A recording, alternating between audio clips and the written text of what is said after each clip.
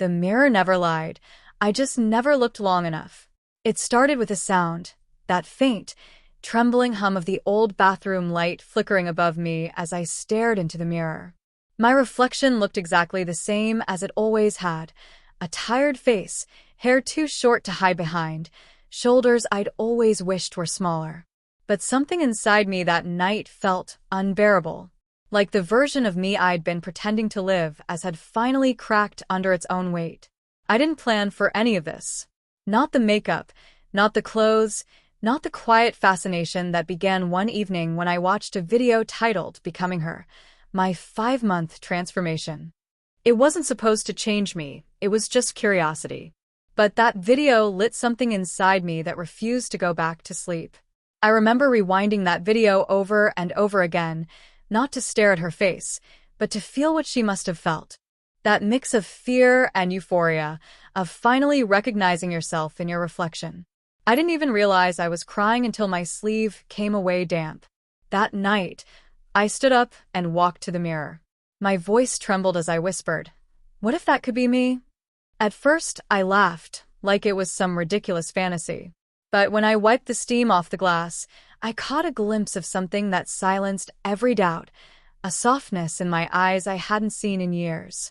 It was fleeting, but real enough to ignite a spark I couldn't ignore. The next morning, I tried something small, clear lip balm, just enough to feel it. My heart raced faster than it had in months. Then came the subtle things. Plucking my brows, moisturizing daily, walking lighter, speaking softer when I was alone. Every little act felt like a rebellion against the dullness I'd been trapped in. But it wasn't all peace and confidence. The guilt was heavy. The mirror became a battlefield, between the man I thought I had to be and the woman quietly forming in my reflection. When my roommate Chris asked why I was up so late, I lied. "Couldn't sleep," I said, pretending to scroll my phone while wiping off the faintest trace of tinted lip gloss. He didn't notice, but my pulse hammered in my chest for hours after. It's strange, isn't it? How the smallest acts of honesty can feel like crime scenes when you've been hiding from yourself for too long. The real turning point came 2 weeks later, on a cold Thursday morning. I'd just gotten out of the shower when I caught sight of myself in the foggy mirror again. I traced my finger over the glass, drawing the faint outline of the face I wished I could see. It wasn't perfect. It wasn't even close. But it was mine. Something inside me whispered, 5 months. Give yourself 5 months. I didn't know what that meant, not really. But I nodded to my reflection like I'd made a pact with her. That was the beginning, not of a plan, but of a promise. A promise that I would finally stop running from the softness inside me. I didn't realize then that in 5 months, I'd be unrecognizable. Not just in the mirror, but in every heartbeat, every breath, every way I saw the world. And yet, as I wiped the condensation away and met my own eyes, I whispered to that reflection the words that would guide me through everything that followed. Let's find her. The first steps into her world. The morning after I whispered that promise to my reflection, I woke up with a strange mix of excitement and fear humming in my chest. It was like my body already knew that something had shifted, that the version of me who had gone to bed the night before wasn't exactly the one opening her eyes now. Everything felt too bright that day, the sun leaking through my curtains, the sound of the kettle, even the smell of my shampoo. It was as if the world had been quietly waiting for me to notice it in a new way. I went to work like usual, same office, same people, same dull clothes that made me feel like a ghost haunting my own life. But all through the day, my mind kept flickering back to that fogged-up mirror and the quiet whisper I'd made to myself. 5 months. At lunch, I opened my phone and typed, "Male-to-female transformation beginner tips." The search results were overwhelming. Voice training, skincare, posture correction, hormone journeys, wardrobe basics, support groups. My heart beat faster as I scrolled. Each video thumbnail felt like a secret door I was finally brave enough to open. I started small again. Not with makeup or clothes yet, but with things that no one else would notice, except me. I began sitting differently, crossing my legs when I worked, paying attention to how I breathed, how I smiled, how I moved through space. It's funny how those little shifts started changing the way I felt inside. Like every time I softened an edge or allowed myself a moment of grace, another piece of armor quietly fell away. That weekend, I went shopping, not for her exactly, but for comfort. I told myself I needed new hoodies and skincare, but the real reason was something else entirely. My fingers lingered on pastel fabrics longer than they should have. I picked up a bottle of rose-scented lotion and stared at it too long before setting it down. Then, almost on instinct, I bought it anyway. When I got home, I stood there holding that lotion like it was a confession. I unscrewed the cap and took a slow breath. The scent filled the air with something soft, something undeniably feminine. I rubbed a small amount onto my arms, and for a fleeting second, I closed my eyes and imagined what it would feel like if this was normal, if this was me. The next few weeks blurred together. My nights became my secret sanctuary. I watched tutorials under the glow of my laptop, learning how to contour, how to soften my voice, how to understand the rhythm of femininity that had always felt foreign to me, but now felt like home. My first attempt at makeup was a disaster. Foundation too heavy, eyeliner trembling, like I was writing an apology on my face. But when I looked into the mirror afterward, even though it wasn't perfect, I didn't see a joke. I saw hope. Every night, I'd clean my face and whisper, "Tomorrow, we'll try again." The changes were slow, but real. My skin began to glow. My movements grew gentler. My eyes, the same ones I'd avoided for years, now held a softness I couldn't fake. Still, there was a loneliness to it, a quiet ache that followed me everywhere. No one knew what I was doing. Chris still thought I was pulling late nights at work, not rehearsing how to say words like hi and thank you in a lighter, smoother tone. One evening, he caught me off guard. I'd just washed off my makeup and was standing in front of the mirror when he opened my door without knocking. "Dude, are you good? You've been acting different lately." My mind blinked. I forced a smile. "Just tired, that's all." He frowned, but didn't press. When he left, I sat on the edge of my bed, staring at my reflection in the dark window. Different. He was right. I was different. But it wasn't a bad thing. It was the first time I'd ever felt alive. That night, I started journaling. Just a simple notebook, where I wrote letters to myself like I was two people learning to meet in the middle, the one I had been, and the one I was becoming. The entries were messy, emotional, sometimes confusing, but they were mine. Day 17. I'm scared. But I can't stop. I think this is who I've always been. Day 25. People wouldn't understand. But that's okay. I'll understand for them. Day 32. She's growing. Slowly, quietly, bravely. By the time the first month ended, I'd changed more than I expected. My reflection wasn't shocking anymore. It was comforting. My voice had softened. My body posture was relaxed. The scent of rose lotion had become a part of my mornings. One night, I sat in front of my mirror and whispered, "We're doing this, aren't we?" The girl in the reflection didn't answer. She just smiled. And for the first time, I smiled back without hesitation. When they started to notice. The first time someone noticed, it wasn't because of makeup or clothes, it was because of a smile. It was late in the afternoon, a few weeks into my quiet transformation. I was standing by the office printer when Emily, one of my coworkers, walked by and said, "You look happy lately." Happy. It hit me harder than I expected. I muttered something awkward about sleeping better, but inside, I was trembling. Because for the first time in years, she was right, I was happy.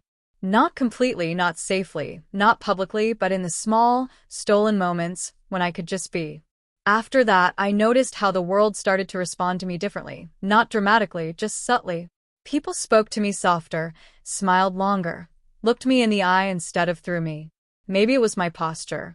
Maybe it was the calm that came with quietly aligning with who I truly was. Whatever it was, it felt like the universe was slowly, gently acknowledging me. But with visibility came fear. Every step toward authenticity made me more aware of how fragile it all was, how easily one question or glance could unravel everything. Chris started looking at me strangely.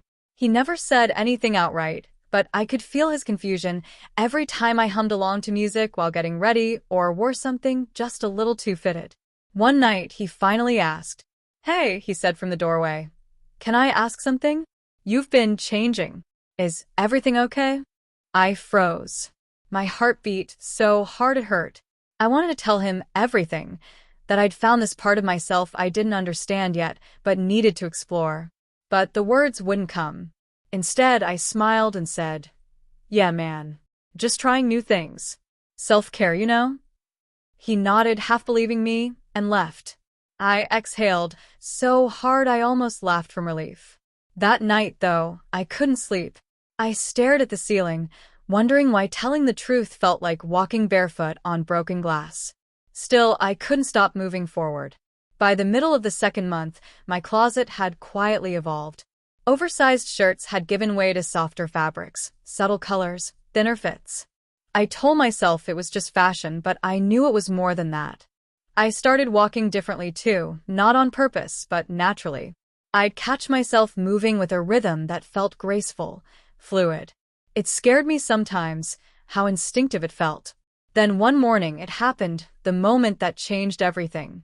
I'd gone out early to a nearby cafe, before work. It was quiet, the kind of place where no one knew me. The barista smiled as I stepped up to order. "What can I get for you, miss?" Miss. It was a slip, a casual habit, a simple mistake. But it was also the word I'd secretly longed to hear my entire life. My chest tightened. My breath caught. I whispered, "Just a latte, please," my voice trembling on the edge of disbelief. When she handed me the cup, I stared at my name written neatly across it. Mia. She must have misheard me when I said Riz, my nickname. But I didn't correct her. I held that cup like it was made of gold, staring at the name as if it had been waiting for me all along. Mia. It didn't sound foreign. It sounded right. The whole day, I couldn't focus on anything else. I replayed the moment in my head like a loop, feeling that single word echo through me. I wasn't pretending. I wasn't acting. For those few seconds, I was seen. That evening, when I got home, I wrote it in my journal. Day 49. She called me Mia. I didn't correct her. I don't think I ever will. From then on, Mia wasn't just a name. It became a secret identity, a quiet rebellion, a symbol of the peace I was slowly earning. I even made a new online profile, just for myself. No photo, no labels, just Mia. It felt like a breath of fresh air. But not everything was peaceful. The more I leaned into her, the more the world pushed back. At work, my boss asked if something was going on, said I seemed different. Chris started avoiding eye contact. Even my parents, during a call, said I sounded softer lately. I laughed it off, but inside, panic rippled through me. Had I gone too far? That night, I looked in the mirror again, the same mirror where it all began, and whispered, "I don't want to lose this.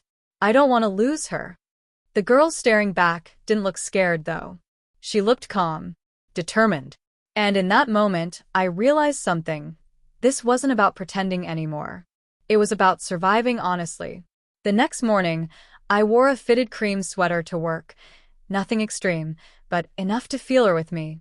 Enough to remind myself that I was done apologizing for breathing in my own skin. When I passed by a shop window on my way, I caught my reflection, soft face, hair brushing gently against my cheek, a shy smile that almost looked confident. And for the first time, I didn't look away. The first day I walked outside as her. The morning it happened, I didn't plan it.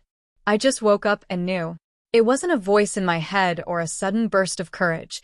It was something quieter, like an understanding that I had finally reached the edge of the fear that had been holding me back. The mirror greeted me like an old friend that morning. My hair had grown just enough to brush my neck, and my skin looked softer than it ever had. I stood there, running my fingers along my jaw, tracing the small changes I'd earned through patience and quiet persistence. When I whispered my name, Mia, it didn't sound like a secret anymore. I told myself I was just going to the store. Nothing big. Just a walk. But my hands were trembling as I opened the drawer where I'd hidden a few clothes I'd bought over the past weeks. A soft cardigan, fitted jeans, and a pale pink top that had always felt too bold for me to wear. That morning, I decided bold was okay.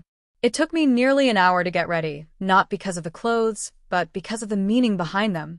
Every stroke of mascara, every brush of powder, every tiny act of care felt like I was slowly stepping into the life I'd been denying myself. When I finally stood up and looked at the mirror, I almost didn't breathe. There she was. Still me, but not the me I'd always seen. This version had light behind her eyes, warmth in her smile, a kind of peace that wasn't borrowed from anyone else. I wanted to stay in that moment forever. But the real test was outside. I stood at the door, my hand on the knob, my heart racing so fast it almost hurt. The world beyond it had always been a place where I blended in, invisible and safe. Now, stepping out as her felt like walking into a storm without an umbrella. Still, I opened the door. The morning air was cool, soft, and carried the faint scent of rain. I took one careful step, then another, until the pavement met the soles of my shoes. No one was looking at me. No one cared. The world kept moving. Cars passing, birds chirping, people lost in their phones. It was almost anticlimactic. And yet it was everything. Every sound felt amplified. The click of my shoes, the flutter of fabric when I moved, the way my hair brushed against my cheek in the wind. These were such small sensations, but together they formed a symphony that felt like belonging. I stopped by a flower shop at the corner. The woman behind the counter smiled and said, "Good morning, love. Those earrings are adorable." I froze for half a second, then smiled back. "Thank you." My voice didn't shake this time. I bought a single white daisy and carried it all the way home. It felt like proof, something tangible that said, "You did it." When I got back to my room, I placed the daisy in a glass of water by my mirror. The reflection of that flower next to my own reflection made me tear up. I whispered, "You survived your first day." But peace, I was learning, always came hand in hand with new fears. Later that evening, Chris came home early. I'd already changed into my usual clothes, but he still noticed something. "You seem different again," he said. "Like lighter?" I smiled, deflecting. "Maybe I'm just figuring myself out." He looked at me for a moment, then nodded slowly. "Good. You deserve that." Those words, "You deserve that," echoed in my mind for hours.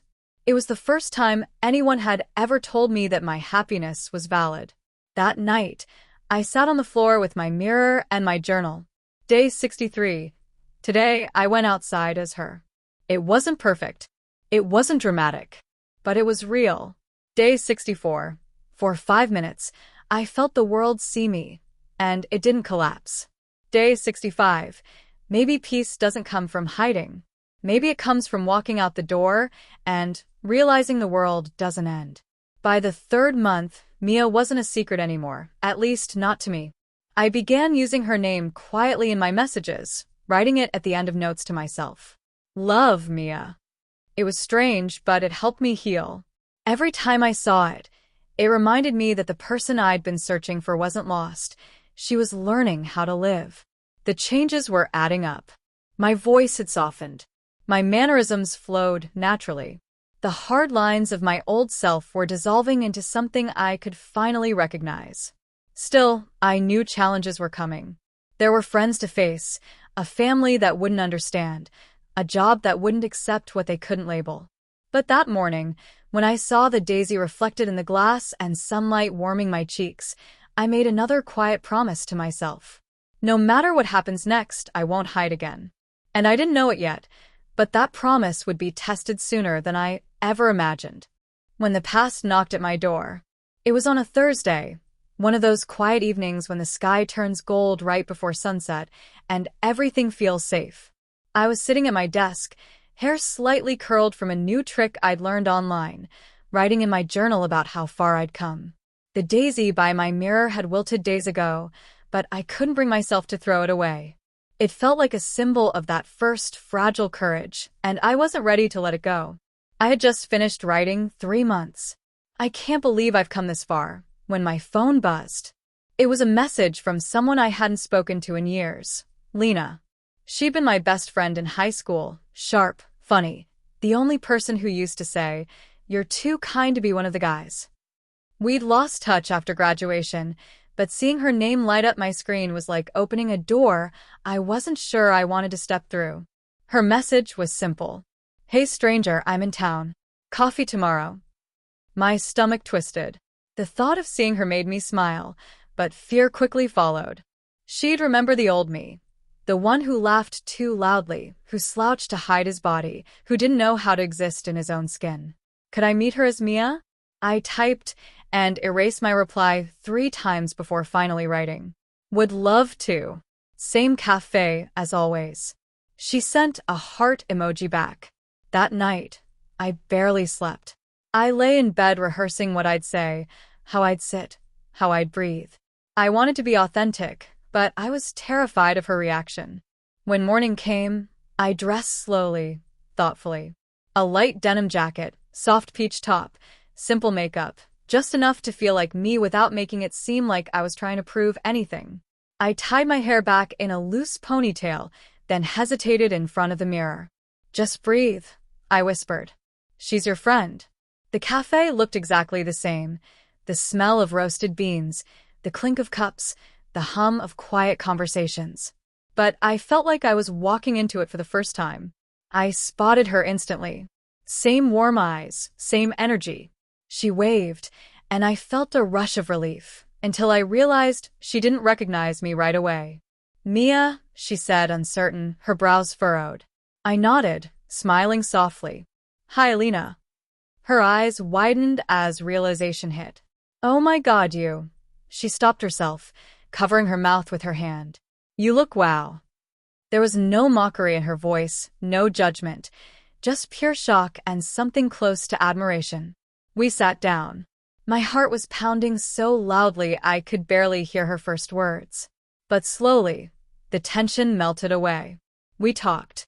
About the past, about her new job, about how strange it was that time could turn two people into entirely different versions of themselves. Eventually, she asked gently, "So, you're living as Mia now?"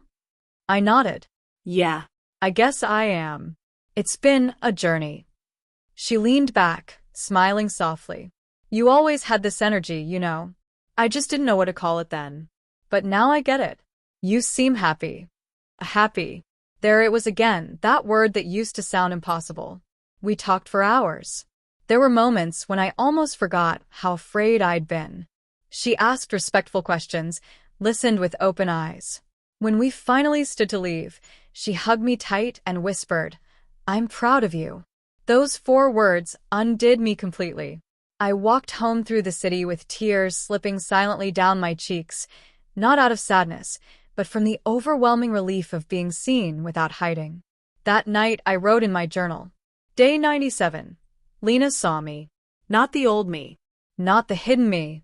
Just me. Day 98. I thought acceptance had to come from within first. But today, I learned it can also bloom when someone else finally sees you clearly.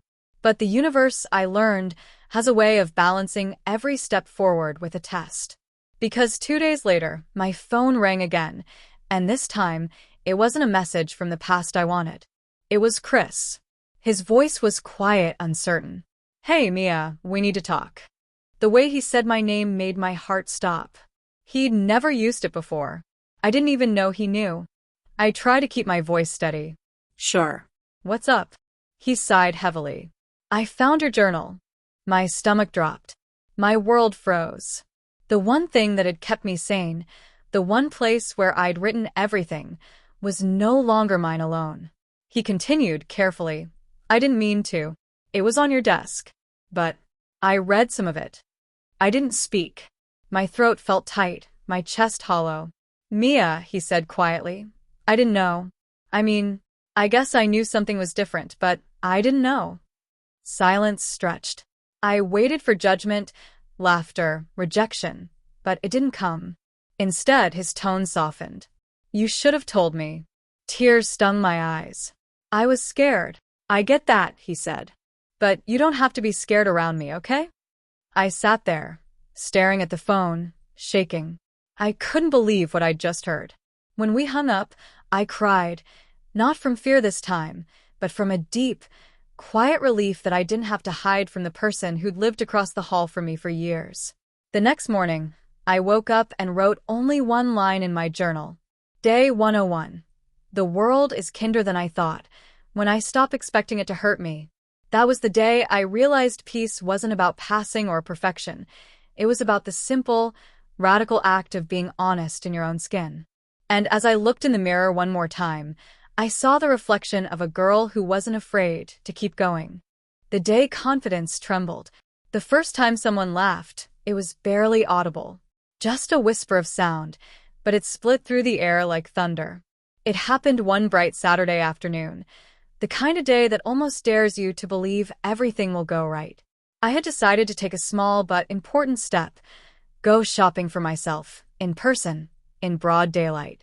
I'd done so much of this quietly, ordering clothes online, testing foundations under dim bathroom lights, whispering Mia in the safety of four walls.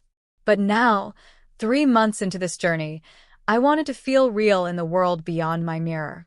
I remember standing in front of my wardrobe that morning, hands trembling slightly as I picked out what to wear. A simple white blouse, soft blue jeans, a small chain with a delicate charm. Nothing flashy, just me, comfortably understated. As I walked through the shopping district, I felt a strange balance between fear and pride. I could hear the soft rhythm of my steps, smell the perfume of passing strangers, and for once, I didn't feel like a shadow. I wandered through a few stores, flipping through racks, trying on a scarf or two.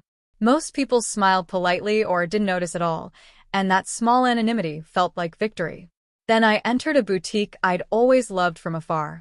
The lighting was warm, the air smelled faintly of vanilla, and soft pop music played in the background. I headed to the fitting area with a dress draped over my arm, light lavender, sleeveless, simple but graceful. The moment I stepped into the changing room, I caught my reflection in the mirror, and time stopped. The fabric clung softly to my figure, the color bringing out warmth in my skin I'd never noticed before. My hands trembled as I brushed my hair back. I didn't see a stranger this time. I saw her. I smiled without thinking, whispering, "You're really doing this." But when I stepped out to see it under the better lighting, 2 young women near the mirrors exchanged looks. One whispered something, quiet but sharp, and the other giggled. I froze. It was barely a sound, just a second of laughter, but it cut deep. Suddenly the music seemed louder, the lights harsher, my reflection too exposed. The confidence that had carried me all morning evaporated, replaced by a crushing wave of self-doubt. I turned back into the changing room, closed the door gently, and leaned against it, heart pounding. In the mirror, I saw the same dress, the same girl, but now all I could see were the imperfections, the places where I still looked like someone I used to be. For a moment, I wanted to take it all off, to go home, to hide, to undo months of progress. But then, I remembered something Lena had said over coffee. You can't control what people see. You can only control what you believe about yourself. I took a slow, shaky breath. Then another. When I looked at the mirror again, I forced myself to meet my own gaze. My reflection was still trembling, eyes glassy with unshed tears, but she was still standing. Still me. Let them laugh, I whispered. They don't know how far I've come. It wasn't a shout, not defiance, just quiet truth. And somehow, that was stronger. I left the boutique without buying the dress. But as I stepped outside into the cool air, I felt lighter. Maybe I didn't need the lavender dress to prove anything. Maybe existing was already enough. That night, back in my room, I didn't cry. I sat in front of the mirror, brushing my hair slowly, watching each motion calm me down. I wrote in my journal, Day 119, they laughed. It hurt, but I didn't disappear. That's progress. Day 120. Maybe bravery isn't about being unshakable. Maybe it's about shaking and walking forward anyway. Later, Chris knocked on my door. You okay? He asked quietly. I nodded. Yeah. Just a tough day. He leaned against the frame, smiling gently. Hey, I don't know what happened, but you're stronger than you think, you know that? I laughed softly. Trying to be. Don't try too hard, he said. You're already doing it. After he left, I turned back to my mirror, the same one where this all began, and I realized that the girl staring back at me wasn't just learning to be seen. She was learning to stay seen, even when it hurt. And in that moment, I finally understood that peace wasn't a finish line, it was a practice. Every morning, every choice, every breath, the world would keep testing me, but I was ready to keep answering, finding my reflection in others.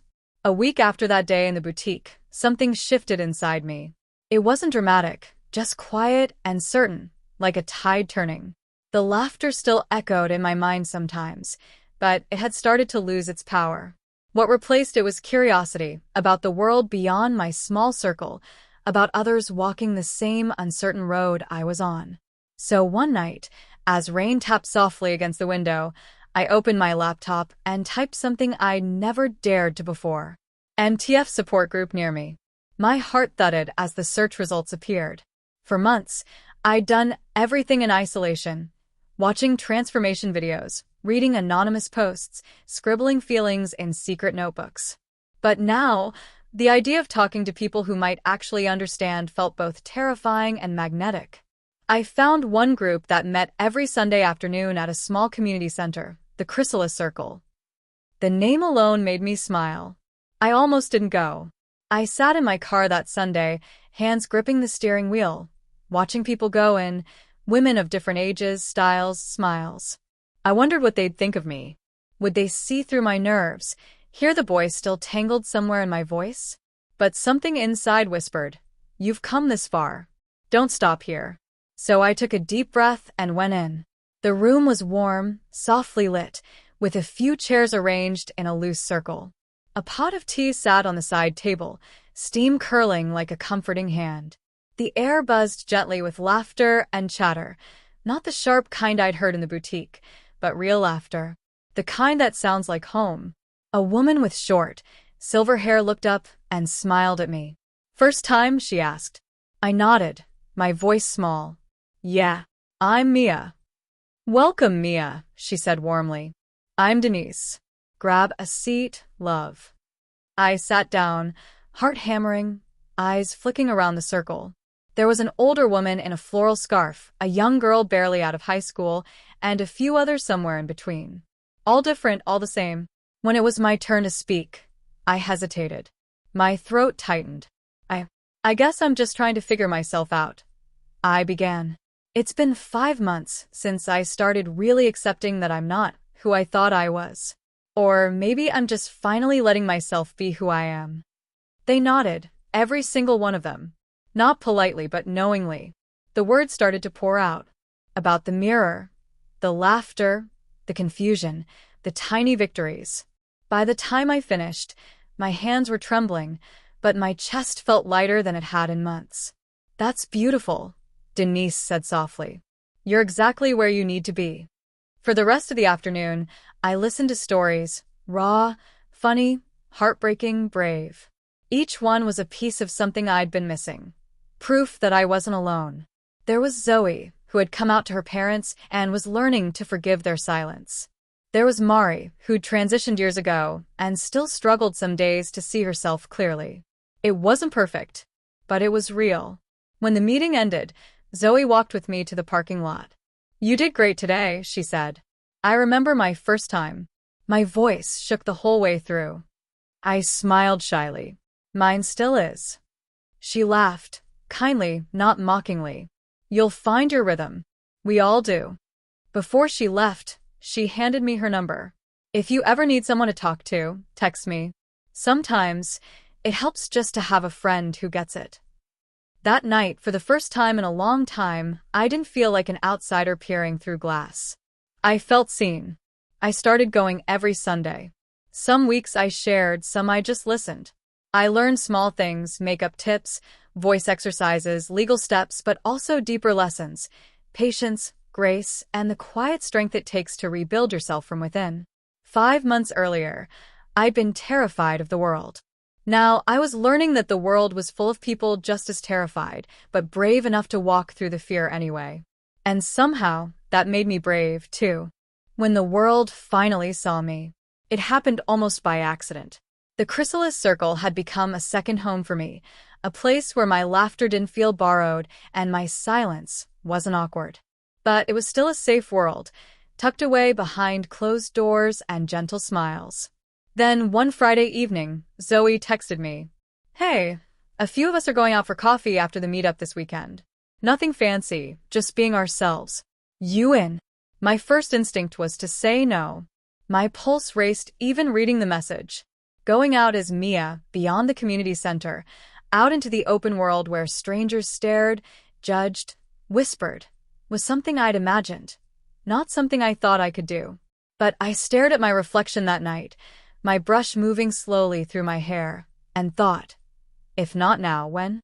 So I typed back, yes. Sunday came too quickly. I remember sitting on my bed, the sunlight spilling across the floor, my hands trembling as I applied a soft layer of makeup, a light pink gloss, a touch of blush. Nothing too bold. I chose a floral blouse and a denim skirt that fell just above my knees. I didn't want to hide anymore, but I also didn't want to scream for attention. When I arrived at the cafe, Zoe was already there with two others, Mari and Denise. They all smiled when they saw me walk up. "Mia," Zoe waved, her voice bright and welcoming. "You look amazing." I laughed nervously. "I almost didn't come." "Well, you did," Denise said, with that calm, certain tone of hers. And that's the hardest part. The cafe wasn't crowded, but busy enough that every sound, every laugh, every clink of a spoon felt amplified. I could feel eyes on us. Not all of them unkind, but enough to make my heartbeat quicken. For the first few minutes, I focused on my tea, trying not to meet anyone's gaze. But then the conversation began to flow, stories about awkward moments, funny memories, small victories. Mari told us about accidentally dropping her wig in public years ago. Denise talked about teaching her grandson to call her Nana. We laughed, loudly, freely, beautifully. And then something shifted. For the first time in months, I stopped thinking about how I looked. I stopped wondering who was staring. I just was. At one point, a waiter came over, a young man, maybe in his 20s, and smiled as he cleared our table. "You ladies need anything else?" he asked naturally. "You ladies." Two simple words. My heart almost burst. After we left, Zoe and I walked side by side down the street. The evening air was cool, the city lights soft and gold. "You did great," she said quietly. "I kept waiting for something to go wrong," I admitted. "But it didn't." She nodded. "That's the thing. Most of the time, it doesn't. The world's not perfect, but it's not all cruel either. You just have to give it a chance to surprise you." When I got home that night, I took off my shoes and stood in front of the mirror again. I wasn't trembling this time. I wasn't waiting for approval or validation. I just looked at myself, tired, content, real, and felt peace bloom inside me like something earned. The next morning, I didn't hide my voice on a phone call. I didn't flinch when a neighbor waved hello. I even walked to the corner store wearing that same floral blouse, hair brushed loose over my shoulders. Every small act felt like another quiet rebellion against the fear that once ruled me. Later, I wrote in my journal, Day 146. I used to think becoming her was about changing everything about me. But maybe it's about realizing she was always here, waiting for me to stop apologizing for her. That night, I texted Zoe, "Thank you for today." She replied, "Don't thank me. You showed up. That's what matters." And she was right. For the first time in years, I wasn't hiding from the world. The world was finally seeing me, and I was seeing it back. When the past knocked on my door, it happened on an ordinary Wednesday, the kind of day that feels quiet, steady, predictable. I was sitting by my window, sipping coffee, thinking about how far I'd come. My reflection in the glass still startled me sometimes, not because she felt foreign, but because she finally looked like someone I believed in. That's when my phone buzzed. A name flashed on the screen that made my stomach drop. Ethan. We hadn't spoken in over a year. Before everything began, Ethan had been one of my closest friends, the kind of person who knew all my jokes, all my fears, all my lazy habits. We'd spent weekends gaming, watching movies, talking about dreams that now belonged to another version of me. When my transformation began, I'd pulled away. I told myself I needed space, but really I was scared. Scared of his reaction. Scared of his disappointment. Scared of breaking something that had once felt unshakable. I stared at the message. "Hey, I'm in town. Mind if we catch up?" My hands trembled. I could have ignored it, pretended I didn't see it. But some part of me, maybe the same brave part that had walked into that cafe weeks ago, whispered, "Maybe it's time." So I replied, Sure. "There's a place called Luna Cafe downtown. Tomorrow at 3? I didn't sleep much that night. My mind kept replaying every possible outcome. The confusion, the awkwardness, maybe even rejection. The next day, I chose my outfit carefully, not to impress, but to be honest. A soft lilac blouse, jeans, simple earrings. Nothing too much, nothing too little. Just me. When I arrived, Ethan was already there. Same smile, same messy hair, but he looked different somehow. Older, quieter. He turned at the sound of my voice. "Hey," I said softly. His eyes widened. For a second, pure surprise flickered there. Then he smiled. "Mia?" The way he said it, uncertain but respectful, made my chest tighten. "Yeah," I said. "It's me." We sat. The silence was thick at first, broken only by the clinking of cups around us. Finally, he sighed. "I've been trying to figure out what to say," he began. "I saw your post last month about your journey. I wanted to reach out, but I didn't want to mess things up." I looked down, my fingers tracing the edge of my cup. "I didn't think you'd want it." He shook his head. "Are you kidding? You were my best friend. You still are, if you'll let me be." The words hit harder than I expected. I looked up, meeting his gaze. "It's been hard," I admitted. "Not just the changes, the waiting, the fear, the way people look at me sometimes, but also a learning who I really am underneath it all." He nodded slowly. "I can't pretend I understand it all, but I can see how much happier you look. Like, lighter." I laughed softly, blinking back tears. "I am, most days." There was a pause, and then he asked quietly, "Do you miss who you were?" I thought about it. The question wasn't cruel, just honest. "I think I miss how simple things used to feel," I said, before I realized I was pretending. "But I don't miss being someone I had to hide behind." He smiled gently. "That sounds like peace." I exhaled.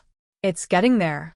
We talked for hours, about old memories, new beginnings, awkward firsts, even silly inside jokes that somehow still made sense.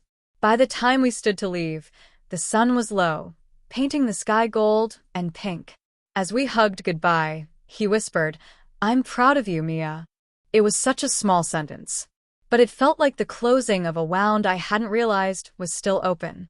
On the way home, tears slipped down my cheeks, not of pain, but of release. For so long, I'd been afraid of the past catching up to me. But now I saw it differently. Maybe the past didn't have to disappear. Maybe it could grow with me, learn to see me again. That night, I wrote in my journal. Day 164. Today I met someone who once knew the old me. And for the first time, I didn't feel ashamed. I didn't feel like a lie. I just felt whole. I turned off the light, smiled at my reflection one last time, and whispered, "You made it, Mia. You're still making it." Peace wears my face now. 5 months. When I say it out loud, it doesn't sound like much. A handful of pages on a calendar, barely a season and a half. But when I look in the mirror now, it feels like an entire lifetime has passed, one I lived and shed and rebuilt from the ground up. It's strange how peace doesn't arrive all at once. It creeps in quietly, in moments you almost miss. The first time a stranger calls you she. The first time you walk outside, without your heart pounding. The first time you laugh, really laugh, and realize it doesn't sound borrowed anymore. This morning, I sat by the window again, the same one where I used to stare at my reflection in confusion, trying to piece together who I was. The sun spilled across my desk, warming the journal that had followed me through every doubt and triumph. I flipped back through the pages, little fragments of courage scrawled in ink. Day 1, I don't recognize myself, but maybe that's okay. Day 30, I wore lipstick today. It felt wrong, and then it didn't.